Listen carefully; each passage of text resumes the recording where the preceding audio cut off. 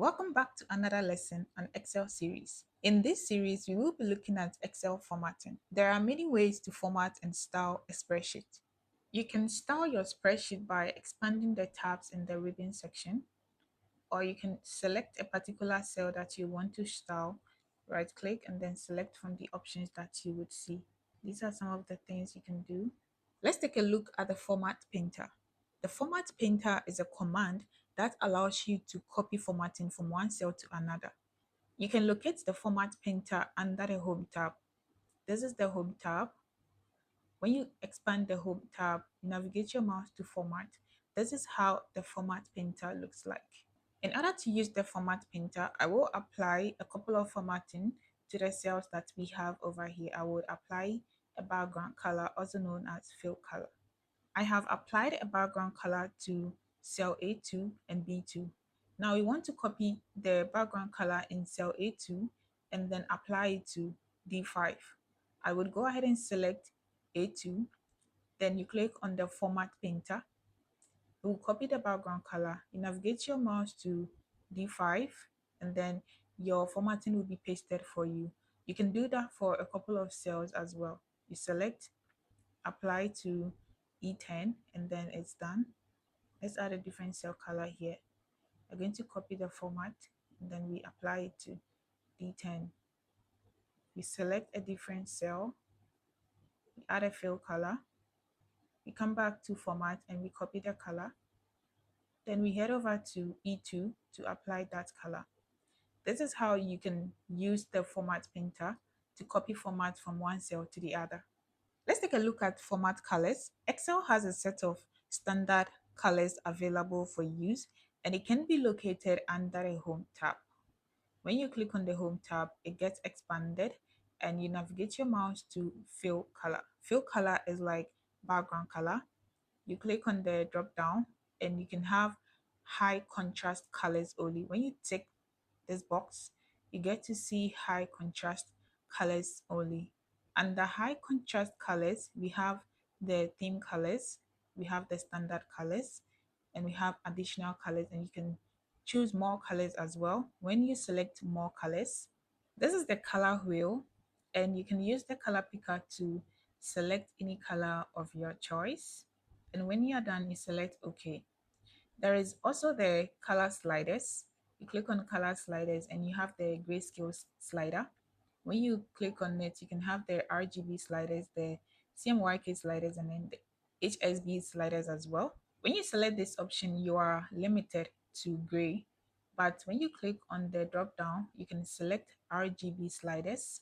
With RGB sliders, you have red, green, and blue. You can select the colors and mix up any color of your choice. Then you can have it over here. You can also input a hex color code, which is over here in this box. There is also color palette. When you click on color palette, these are the available colors for you to use. There is also image palette. When you click on that, you get to select the color that you want to use from this option. And there is also the pencils. Let's go with strawberry and we click OK. And we have our color, our background color or fill color in the cell for us. You can also select a range of cells and apply fill colors to them. There is also theme colors. In case you don't want the high contrast colors, you can select any of the theme colors and you can select standard colors as well. And you can select more colors. We've already looked at that. I would click on OK. Let me select green. And here, we will go ahead and select the color that we use. Let me apply it to D3 as well. When you click on the drop down, you get to see the recent colors that you've used. So it is easier for you to select from any of these options in case you want to reuse those same colors again. The next thing we will be looking at is how to format our font. Font can be formatted in 4 different ways, and that is the color, the font name, the font size, and other characteristics like bold, italic, and underline. To change a font name, select a cell or range of cells that you would want to change the font name for. Navigate your mouse to the home tab. Then you click on this where my mouse is. You click on the drop down Beneath the drop down, there are a couple of fonts that you can explore. You go ahead and select the one that you prefer, and it will be applied to the range of cells that you have selected. You can also change the font size by clicking on the drop down. You select the font size that you want. You can use the increase font size and decrease font size buttons as well. This is how the increase font size works, and this is how decrease font size works. With font characteristics, we have the bold, italic, and underline. In a situation whereby you would want to bold in a particular cell, you select the cell and select bold. If it's italic, you can select italic, select the cell and select italic. If you want to underline a particular word in a cell, select the cell and select underline. Let me increase the font, then we select underline. The final thing we will be looking at in today's lesson is format borders. To apply a border to a cell, select the cell and click on the drop down menu. You can locate, first of all, you can locate the format border under the home tab. After clicking on the drop down menu, you have a couple of options like button border, top border, left border, right border, no borders or borders, outside borders, and thick box border. With bottom border, it applies the border to the bottom of your cell. Let's go ahead and select it. It's very thin, but you can see it. This is it. So at the bottom, select it again, and we select top border. It's going to be at the top. All right. Select it again and select left border, and we have that at the left. Then we go ahead and select right border, and we have this. We have it here. Let me select the cell and apply that to it. Okay, so I have it here. Have the bottom, the top, the right, and the left. You can also select all borders so that it applies. When you select all borders, it's going to apply the border to all the corners of the cell. Let me go ahead and select this and apply that, all borders. And we have it here. Let me do one example with the thick box border. This is how the thick box border looks like. There is also the bottom double border. You can experiment with some of these things at your free time. This is how it's going to look like. You can draw a border by selecting draw border. Then you go ahead and draw your border. You can draw as many borders as you want. You can draw as many borders as you want. You can draw borders to a range of cells. You can also draw border grid. You select border grid, then you draw the grids, the borders. This is how it's going to be. This is how border grids are going to be. Let's select that again, draw border grid, then we have it here. This is our border grid. You can input your values here. Go back to one tick, then we input our values. Say name, school type, gender. You can do a lot with the border grid. You can input some values and work with it as well. You can also erase borders by selecting erase border. Then you go ahead to erase borders and you have it back to normal. In case you don't want to use the erase border, you can also use the keyboard shortcut Ctrl plus Z or Command Z to undo all your changes.